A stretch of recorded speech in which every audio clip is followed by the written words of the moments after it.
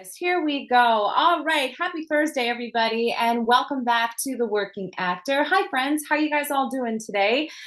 We are approaching the weekend, and if you felt lately that during your audition process or during trying to get that gig, if you feel that maybe you're crumbling under pressure or you're lacking that belief in yourself, well, today's Working Actor is just for you because we are so pleased to have next up founder and lead coach Alexandra Herzog, who is a certified life coach and performer mindset coach. So we're going to get all of the great insight on how we can nail those auditions and also how we can build our confidence during those auditions. So thanks for joining us on The Working Actor, Alex.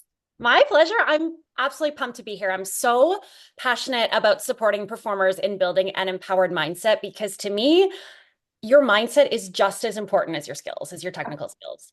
I love your energy. I'm feeling it through this Zoom. So I'm hoping that everyone else is feeling this energy too. You've helped so many actors and dancers and singers because that's your background. You started off as a dancer, a singer, a choreographer, an actor, and then you transitioned into being a life coach. But because of all of your knowledge, you've kind of helped actors get through that kind of rut that they're in when they don't have the self-confidence that they need to go through their auditions or they're crumbling under pressure. So tell me a little bit about how you started in this and what made you so good at controlling your mind to be positive. Yeah, I started because I found that so I did my post-secondary training in musical theater. So I found like in my training, I learned how to sing, dance, and act. And then when I entered the audition world, I found that skills were not enough.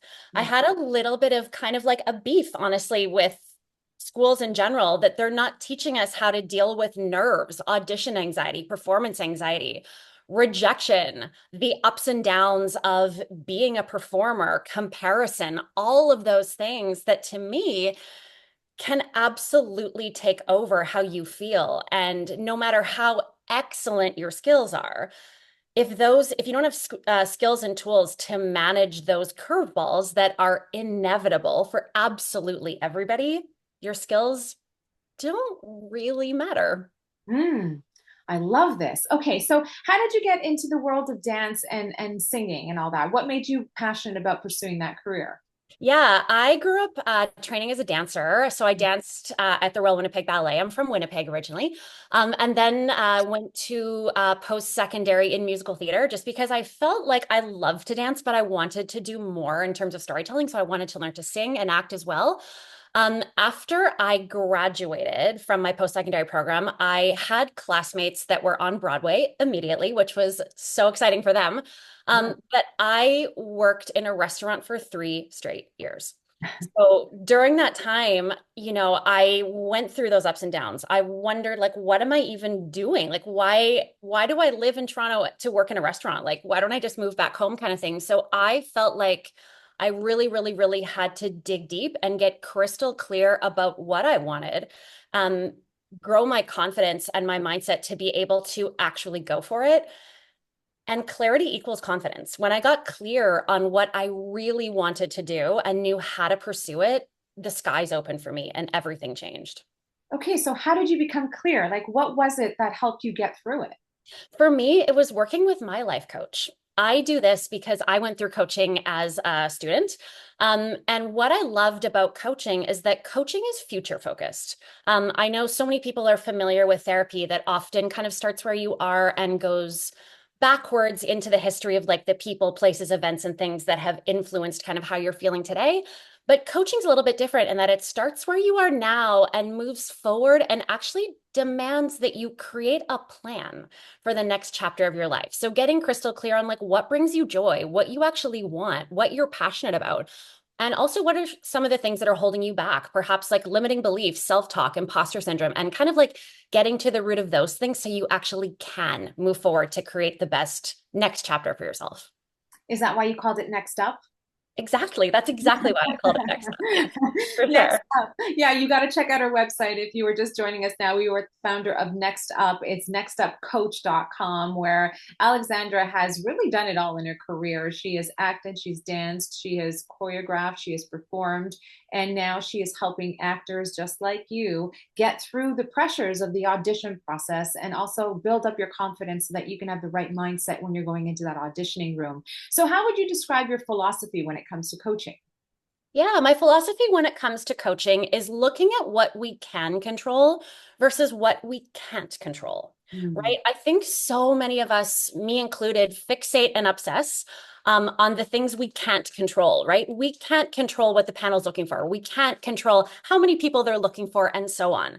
So, how do we like mindfully acknowledge those items and gather that energy back towards the things we can control, such as our confidence, such as the way that we handle setbacks, such as our mindset when it comes to rejection? I can think of like, one way to deal with rejection is that it totally like flattens you out and makes you feel like I can never do this again, right? Versus with an empowered mindset, we're like, okay, that thing happened, but I have the skills and tools to keep going and keep moving forward.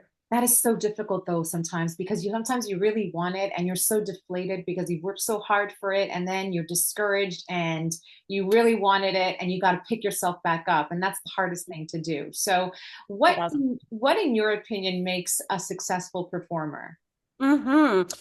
It's somebody who I believe is clear on what they want and feels passionate about actually creating that career for themselves.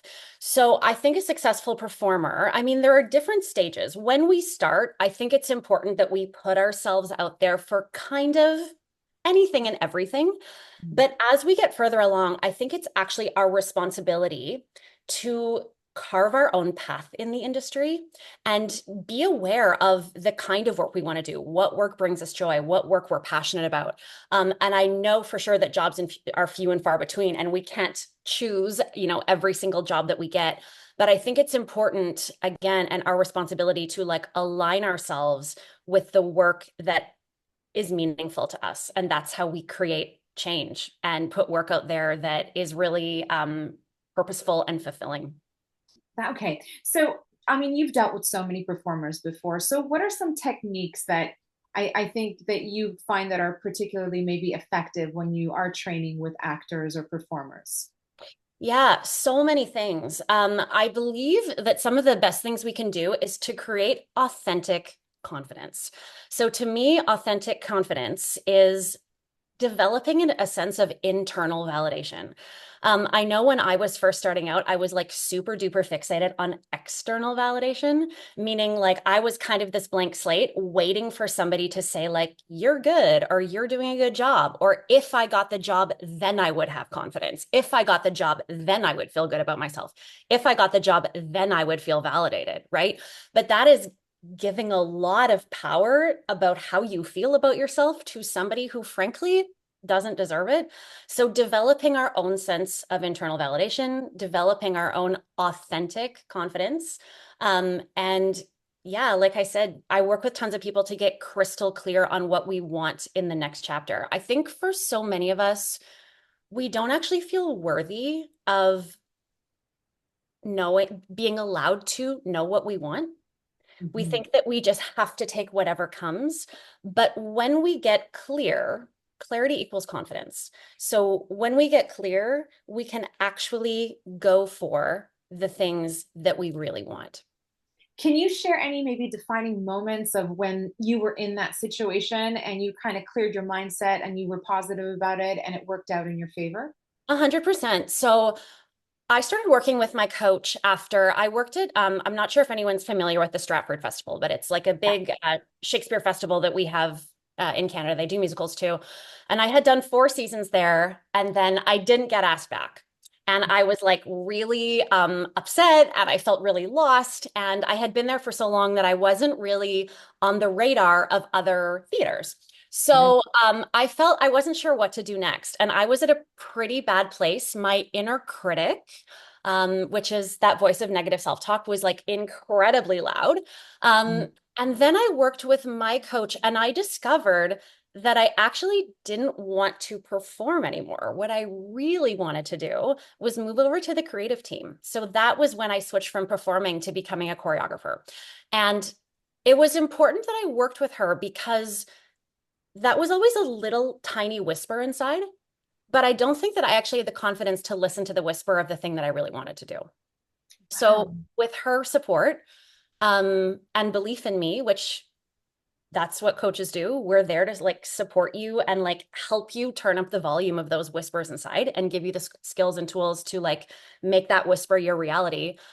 I ended up getting the best job of my life, which was working on an Apple TV show that starring Jason Momoa, who was not terrible to work with. I was just gonna I, say. I know, I know. And I worked on that show doing choreography for 2 years after that, and it was a life-changing job. But I really wouldn't have had that job if I hadn't kind of hit rock bottom in the previous chapter of my career and seeked out support to figure out what was next for me. I love this story. It's inspiring because you listen to that little voice in your head or you listen to that gut feeling, and maybe you weren't very confident about it, but because you had the support to pursue it, Mhm. you ended up finding what your niche is or what you were really passionate about, and you ended up meeting Jason Momoa. I mean, that's not a bad thing either. All of the But you also went on to direct and make your directorial debut with Mary Poppins, correct? Yes, yeah. I mean, that's big. I mean, obviously it's a theatrical directorial debut. How did you like doing that and being on the other side of the creative lens? 100%. I loved it. And again, that was a really, truly, it was an offshoot of working with my coach because to me, that job was bigger than me. Like if I'm this big, that job was like this big, right? And it required innate trust in myself. And I built that trust after I worked with my coach. Um, and I think just I trusted that I could listen to that little whisper inside. And I trusted myself that I could make mistakes. Mistakes are fine, but I would always know, I would always like figure it out. So are you suggesting that it's important that every performer has a life coach? It changed, I do this because it changed my life. Mm. Yeah. One thing, this is maybe a little side note, but one thing that I love about coaching is I found for me that therapy was like good and cool and helpful. But I think, one thing for me about therapy is when I, started to work with my coach and coaching being future focused, I was like, whoa, whoa, whoa, whoa, whoa. This is all about me and my future. Whereas with therapy, I was like, I don't really want to talk about my ex-boyfriends anymore, right? Like, let's shift the focus to me Right, and right. creating like my best, most amazing potential in my future moving forward. So like I really think that coaching support is something that is absolutely life-changing because one of my actually clients that is a celebrity said to me, coaching is what you do with everything you learned in therapy. I think Mhm. in therapy we learn so much about ourselves. We have all this information. Now what do we do with it? Well, what we do with it is we use it to launch us into the future, into the next chapter.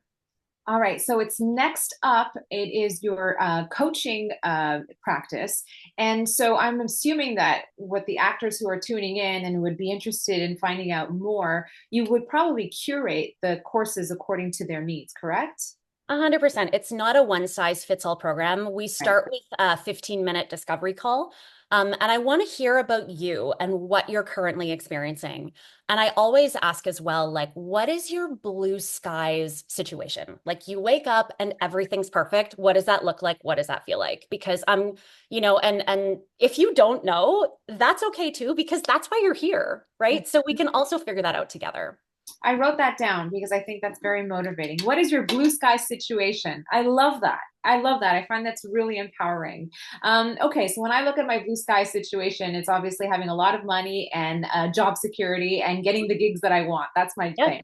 And being healthy, obviously, too. But I also understand the positive mindset approach because it's kind of like manifesting and constantly thinking forward and following the path and not letting the noise kind of disrupt your vision, correct? I couldn't agree more. One thing I do, I think with 100% of my clients is we talk about the inner critic. And that is that voice inside So hard. that is the way that I describe the inner critic is like it's that voice inside that's like jogging behind you all day, tapping you on the shoulder, like What a talking in your great ear, visual. Yeah. right? Yeah. And it's not our job or our goal to get rid of the inner critic. Every single person on planet Earth has one. But how do we turn the volume down on the inner critic and turn the volume up on your inner coach, also known as your wise self, your authentic self, that little whisper that we were talking about earlier? Yeah. How do we turn up the volume on that part of you who actually believes in yourself, who is actually confident, who is like absolutely self-supportive, right? Mhm. And while the inner critic is jogging behind you, the inner coach, they're in here as well, but they're staying in their seat. You have to go to them. But I mean, there's self-doubt, there's the inner critic, who I describe as like the green monster. And also there's stage fright, right? And there's that anxiety of going in front of a camera and failing. So how do you help actors and performers overcome that? Yeah. So, okay. So first we're going to actually shine a light on the inner critic and we're going to get to know the inner critic. And then we are going to get to know, we're going to spend time getting to know our inner coach. The more we know our inner coach, again, that's that confident voice, the voice of wisdom, the voice of authenticity, the voice of, uh, yeah, like self-belief. The more we know it, the more we trust it. Yeah. The more we trust it, the more space it takes up. I promise you, you are going to go way farther with your inner coach in the driver's seat than your inner critic in the driver's seat. This will not happen to you with your inner critic in the driver's seat, full stop. I can promise you that. You were mentioning that you had a celebrity client. Would you be able to share maybe some success stories about how you've helped Mhm. clients overcome some milestones and how, they're on top of their game right now? 100%. Holy smokes. Yeah, I mean, I've clients in lots of different fields at lots of different career stages and ages. So, I have clients in their 60s who maybe have been in the business till now and are like, okay, what's next? I don't Right. necessarily want to act and audition anymore, but like, this is also my whole like self. So, what is something that I can do to like keep the good parts of this that I want to keep, but maybe like, like find a little bit more joy in a different way. My celebrity clients, oh my gosh, they've done massive projects, but just like you, not you personally, but people on this call, um, also experience mega lows and Yeah. also are also up for huge projects and don't get them, right? Celebrities experience this too. So it's kind of funny that the things I work with my famous clients on and the things that I work with my sort of like clients who are maybe a few years out of school on, they're the same concepts. We're Yeah. really, really all the same, right? Yeah. But just to like trust yourself through those times. And I think how you are with yourself in the in-between times is actually maybe more important than how you are in the thriving times. Because Oh, that is such a great point. Yeah. the in-between times is what is either going to like put you into a dead stop spiral down or the other option is how do I engage with more joy? How do I engage with inspiration? How do I actually fill myself up and trust that the thing that's meant for me is on its way? And I'm going to be like the most ready and like rested and fulfilled and inspired for when that thing comes to me. I love that. You were talking about how obviously how to stay inspired, and then you were talking about somebody in their 60s who were saying, okay, well, what's next? So, how do you, I guess, inspire or motivate people who are still, trying to succeed in this demanding field, or maybe struggling and they're at a rut in their life? Hmm. So first, we're going to look at any mindset habits that are holding us back, right? So are you experiencing imposter syndrome? What's your self-talk looking like? Is fear holding you back? What's that inner critic doing and saying? Performance anxiety. So let's first like give you some tangible tools and strategies about what's maybe holding you back, right? What I love about coaching is it's not for better words like woo woo, like it's not like up here, which is not that I disagree with that stuff, but coaching is really, really practical. We're actually going to get super grounded and prescriptive about all of this stuff. So after we kind of get you back to like a healthy and good baseline, then we're going to start to reconnect to what do you want now? I think sometimes I was just working with a client the other day that said, when I was in school, I was trained to want to work in musical theater, but now my heart is like beating for film and television, but I'm feeling all of this guilt Mhm. about turning down musical theater auditions. Okay, right? So how do we kind of like catch your whole self up to where you are now and release some of the like guilt and pressure for who you thought you should have been a few years ago? I love all of this insight. We are going to go to the Q&A questions. So if you have any questions for Alex, we're going to take them right now. I remind you, don't put them in the chat. Put them in the Q&A and we'll get to it. I've got Beverly Lowe here who says, your coaching sounds crucial. I think we all need your coaching. How do we find one and how often should you meet with your life coach? Yeah, this is a great question. Um, how should you find one? I think that it's important that if you are a performer, to work with a coach that specializes in performance. I think what's kind of cool is like a lot of my clients will work with like a therapist and a coach kind of thing because they do different things. And when they come to me, they're like, "Oh my God, I love that I don't have to explain what an audition is, explain what it feels like when you get rejected." Like we kind of have this shorthand. Yeah. So I would say like find a coach that specializes in working with actors and performers. And how often I see some of my clients once a week. I see sometimes people prefer like biweekly, which is cool. And then after I've worked with people kind of for a while, they might just check in like every couple months when something comes up. So there's kind of no like right and wrong, but I think when you get started with someone, it's important that you find someone that you like and connect with first and foremost. I think that that's the most important thing with a coach. Find someone that you vibe with. Um, and then find some consistency off the top. And then after that, I think you can just kind of like check in with them as needed once you've learned to coach yourself.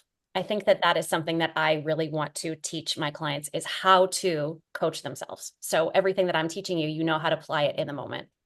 So you teach them how to coach themselves and not be so critical about themselves. So we're getting rid of that critical person that we hate so much, right? Yeah, like ideally, when, after working with me, they can be like, ooh, okay, I'm feeling super nervous for this audition tomorrow, and I know exactly what to do. I actually have a little bit of like a beef with coaches who want you to stay with them forever and ever and ever and ever and ever. Ideally, I want to teach you like enough that you know how to use those skills and tools in the moments that you need them. That's when I feel successful as a coach. Of course, you're always welcome to come and check back in, of Right. course. But like, I want you to learn how to empower yourself through difficult situations. Alexandra Herzog, you are a certified life coach. You are the founder of Next Up. I was on your website and I noticed that you had three different mindset or performer mindset coaching sessions. One was obviously for actors, but the other one was for dancers. What's Hmm. the difference? Yeah, so I have three services. One is life coaching, and this is for anybody who seeks life coaching. The second one is performer mindset. So this is for professional performers and like upcoming performers, people who aspire to do it professionally. And the third service is for competitive dancers. So this would be dancers Um, in the competitive world. So a little bit of like a younger crowd, like more of like the teenage crowd, because it's really quite the same thing as performer mindset, but just geared towards dancers. what is the common thread between all three of those? Oh my gosh. Being hard on ourselves, Hmm. lack of self-belief, comparison. Comparison. Comparison is the thief. We are not allowed to compare, right? Absolutely. If you were to, I mean, because you started off and you were saying how you were originally a performer, you were acting, you were dancing, you were a choreographer, then you transitioned into life coach. What would you tell your younger version of yourself today that you know now? Oh my gosh. Well, I would burst into tears and I would say like the moment that you start believing in yourself, you can do anything and it's not a race. And that's what I will tell everybody listening right now. It is not a race. There was no bonus points for getting there first. There was no bonus points for getting there before your friend. Yeah. Trust yourself. I love that. So Kyle Buchanan is familiar with your work and says one of my favorite things I've heard from a client of Alex's is a no is neutral. Can you expand on that? Yeah, absolutely. Yeah, so just like taking a no as keep going, right? Keep going. Yeah. Rejection, I don't even love the word rejection, but rejection is redirection, right? Rejection doesn't mean stop. Rejection means like, okay, great, not this one, not this time. Yeah. Um, keep going. Absolutely keep going. I love that. I often look at as no as like, okay, not now. That's what it means. Now is not the right time. Let's think of it positively. Yeah. Rafaela says, what are your remedies for performers who experience burnout early in their careers, especially balancing multiple day jobs while starting out? Oof, yeah, that is so real. An amazing question. Um, know what brings you joy, Yeah. right? I remember when my coach asked me what brought me joy, I was like, I don't have time for joy, right? I really thought that joy was frivolous. But even if it's something simple like chilling on your couch with a tea and a cozy blanket, right? Know what brings you joy and do it with intention, right? I know we don't have time to add extra things to our schedule when our schedule's already jam-packed. So know what brings you joy and do the thing, the joyful thing with purpose. So it actually fills your tank and rejuvenates you to keep going. Yeah, these are all things that I think anybody, regardless if you want to be a performer or you just, you own a business, whatever it is, these are all things that we can apply to our daily lives to just to be better for our mindsets. Meg, you've inspired her. Meg says, what advice do you have for someone who's interested in becoming a coach like you? Oh my gosh. Yeah, okay. A coach like me, I love it. That's awesome. Get certified, get your life coaching training, and then figure out what your niche is, right? Coaches, I think every coach has a niche. Mine is obviously working with performers. Maybe that's yours too. But get crystal clear on exactly who you want to help and why you want to help them. Go get your coaching certification, and you're off to the races. Okay, I love this question from Brian. Thank you for that response. Brian has a question regarding burnout. He was saying, did you ever take a long break or turn down a good audition opportunity while feeling overwhelmed with your inner critic and anxiety? So basically, he self-sabotaged, or he's saying, have you ever self-sabotaged an opportunity because you listened to your inner critic? You know what? Yeah, that's such a great question. I think for me, my inner critic, instead of saying like, stay home, don't go, my inner critic would say like, just go anyways, even if you suck, right? So I think that I didn't self-sabotage by not going, but maybe I went and self-sabotaged, if that makes sense. Yeah, but my inner critic has been insanely loud in auditions to the point that I would like look down at my clothing and it would be like shaking on my body because I was so nervous. And I was like, well, how did in school nobody teach us how to deal with these moments? So that is something I'm so passionate about supporting other performers with. Okay, we need a lot of support right now because somebody anonymously wrote this. So we just want you to know it's okay, right? I just bombed an audition, blanked on all of my lines, and feel awful. I just feel terrible. I'm wondering if there's any tips on what I can do so I don't spiral. Yeah, okay. Well, it's really okay. I'm giving you the biggest virtual hug right now.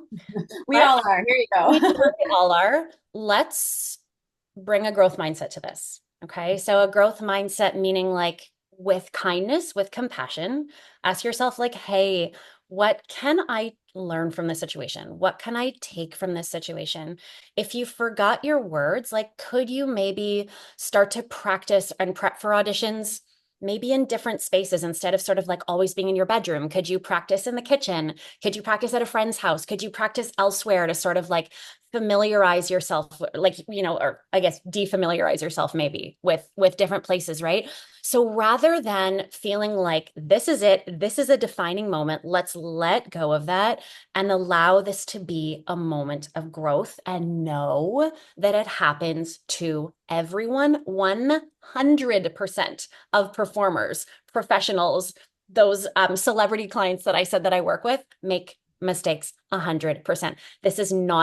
This moment does not define you, but I ask you just to like ask yourself like, hey, compassionately, what can I do? How can I grow from this situation? What can I do a little bit differently next time? I think the majority of us who are performers always think about, well, we need, like you said, we'll be happy when we Oh, get the audition. We'll be happy when we get the role. We'll be happy when we're starring in this project, et cetera, et cetera. That we don't realize sometimes that maybe we're living some of the things that we did wish for or that we're wanting, but it's also hard to kind of get through those ruts or those in betweens when you're not really doing anything and you're kind of twiddling your thumbs trying to contemplate, is this really for me? So how do we get over that? Yeah, I loved what you said about I'll be happy when. To me, it's really important that we take that thing you want off the pedestal. That doesn't mean that I don't want you to want it with your whole heart, want it with your whole heart. But if that thing is like the 10 out of 10, I don't want you to deprive yourself of other 10s along the way. So, for example, if that thing is on the pedestal and it's over there, that's the thing I really want. And then something amazing happens in the meantime, and you're like, oh my gosh, this thing made me really happy and brought me joy. But I got to like push it down a little bit because that thing's the 10. This couldn't possibly be the 10, right? Let yourself experience joy in the meantime. Like I said earlier, there are no bonus points for saving it, right? Engage in life. Find other things that bring you joy. I on purpose do many things that bring me joy, but keyword on purpose. I actually take responsibility for it, for including those things in my life. So I think it's just like a little bit of a mindset shift of kind of switching from this is happening to me mode to this is actually my responsibility to fuel myself again with kindness, compassion, rest, inspiration. Yes, mindful living. Exactly. Person who just put that in the comments. During this middle space. Yeah. And take Well, responsibility. this interview has brought me so much joy because I've learned so much from you. Especially, I've written down what is your blue sky situation, which I absolutely love. So, what do you hope students or performers who contact you and want a little bit of guidance and your life coaching? What do you hope they walk away from professionally and personally from your experience with you? Yeah. Ultimately, I want you to feel empowered to create the life that you want. I want you to feel empowered to navigate your way through obstacles that come your way. So those obstacles don't stop you. Maybe you can't control them, but even in situations that we can't control, there are many things we can do to continue moving forward. And ultimately, I want you to meet your potential because with that inner critic in the driver's seat, you're not going to meet your potential. So I want you to have the life and career that meets your potential. And I 100% am going to help you get there. Oh, I love it. And that is how we're going to end this. Everybody who is tuning in right now, contact Alex. She is a certified life coach and performer mindset coach. You can check her out on her website, Next Up, which is nextupcoach.com. I loved your website. I convinced me to want to maybe contact you and talk to you about a little bit of things. So I hope everybody tuning in was inspired and got a lot of great wealth of information from Alex. Thanks so much, Alex, for joining us on The Working Actor. This has really been inspiring. Thank you so much for having me. It was such a pleasure.